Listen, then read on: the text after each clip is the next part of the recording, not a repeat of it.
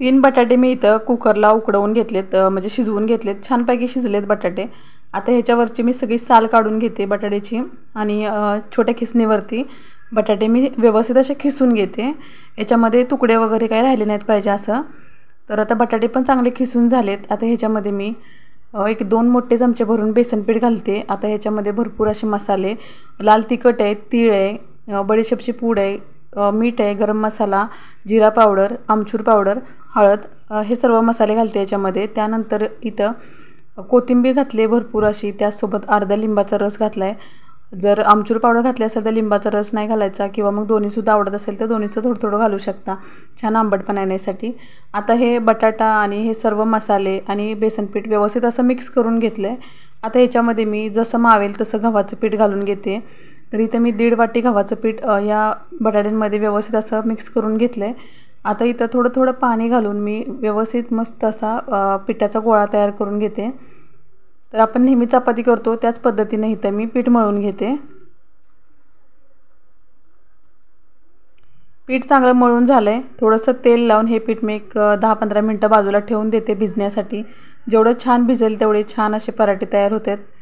तर आता एक 10-12 मिनटानंतर मी पीठ घेतलं आहे आणि एका पोळपाटावरती घेऊन थोडंसं तेल लावते आणि परत एकदा हातानं थोडंसं मळून घेते। तर एकजीव करून घेते सगळं पीठ आणि आता ह्याचे मी गोळे करून घेते। जर आपल्याला जाड पातळ जसे हवे त्या पद्धतीने इथं गोळे करून घ्यायचे। तर मी चपाती आपण जसे पराठे करतो चपातीपेक्षा थोडेसे लहान असतात पराठे, त्या पद्धतीने मी इथं गोळा करून घेतला आहे। आता थोडीशी पोळी लाटून घेतली आणि ह्याच्यामध्ये मी भरपूर असं तूप घातलं आहे, तूप लावून घेतलं आहे आणि त्रिकोणी असा आकार करून इथे मी आता पराठा लाटून घेते। तर तुम्ही त्रिकोण लाटू शकता, गोल लाटू शकता, मी इथं गोलच पराठे करून घेणार आहे आणि थोडेसे जाडसरच ठेवायचे पराठे, खूप पातळ नाही करायचे।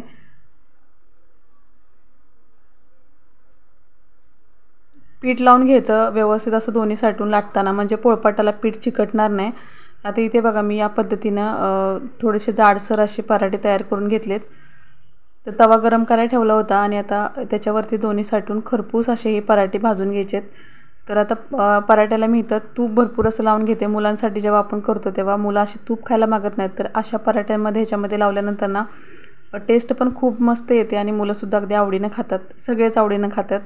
आता इथं दोन्ही साईडला मी भरपूर असं तूप लावून खरपूस असा हा आलू पराठा मी भाजून घेते। तर अगदी झटपट सारण न भरता किंवा कुठेही न फुटता झटपट असा मी इथं आलू पराठा तयार केला आहे, बटाट्याचे पराठे तयार केलेत।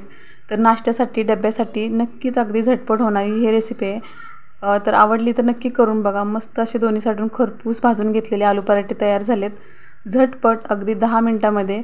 तर खूप लुसलुशीत आणि मऊ असे आलू पराठे झालेत तयार। तर चटणीसोबत, भाजीसोबत, दह्यासोबत किंवा लोणच्यासोबत किंवा नुसत्या जरी लसणाच्या चटणीसोबत खाल्ले तरी मस्त अप्रतिम लागतात। तर चला मग, रेसिपी आवडली असेल तर नक्की करून बघा आणि कशी वाटली कमेंट करून ज़रूर सांगा। तर चला भेटू परत छानशा रेसिपीसोबत।